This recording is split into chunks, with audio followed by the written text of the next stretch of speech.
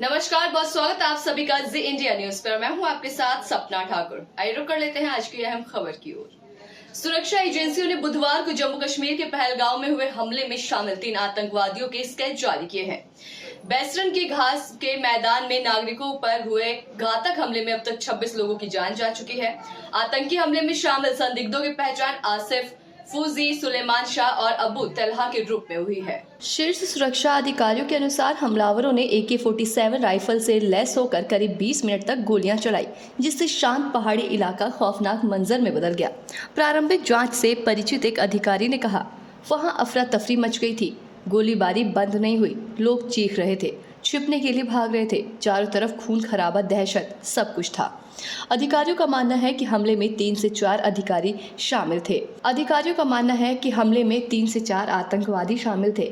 इनमें से 2 की पहचान पाकिस्तानी नागरिक के रूप में हुई है और बाकी स्थानीय आतंकी है। सभी के बारे में कहा जाता है कि वे लश्कर-ए-तैयबा यानी कि LET और उसके प्रॉक्सी संगठन द रेजिस्टेंट फ्रंट TRF से जुड़े हैं। 22 अप्रैल को बेसरन में हमला हुआ, जो पर्यटक शहर पहलगामा का एक हरा भरा घास का मैदान है, जिसे अक्सर देवदार के पेड़ों से लदे ढलानों और मनोरम दृश्यों के लिए मिनी स्विट्जरलैंड कहा जाता है।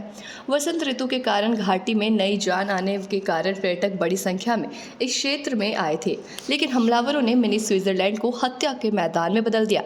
आतंकियों का स्केच जारी करने के बाद सुरक्षा अधिकारियों ने जनता से भी किसी भी सुराग के लिए सहयोग की अपील की है और साथ ही इस डरावनी घटना को घाटी के हाल के इतिहास में सबसे भयावह आतंकवादी हमलों में से एक बताया जा रहा है।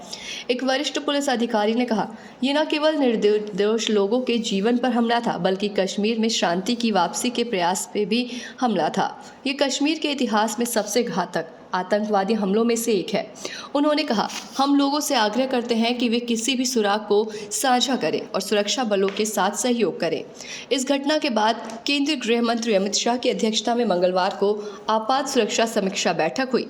उन्होंने बुधवार को पीड़ितों को श्रद्धांजलि दी। उन्होंने परिवारों के प्रति संवेदना व्यक्त की और आश्वासन दिया कि हिंसा के पीछे जो लोग हैं उन्हें न्याय के कटघरे में लाया जाएगा। इस बीच कश्मीर घाटी में सुरक्षा व्यवस्था कड़ी कर दी गई है और अनंतनाग और आसपास के जिलों में सुरक्षा बलों ने तलाशी अभियान तेज कर दी है। हमलावरों की तलाश में ड्रोन, हेलीकॉप्टर, खोजी कुत्ते और अतिरिक्त सुरक्षा बल तैनात किए गए हैं।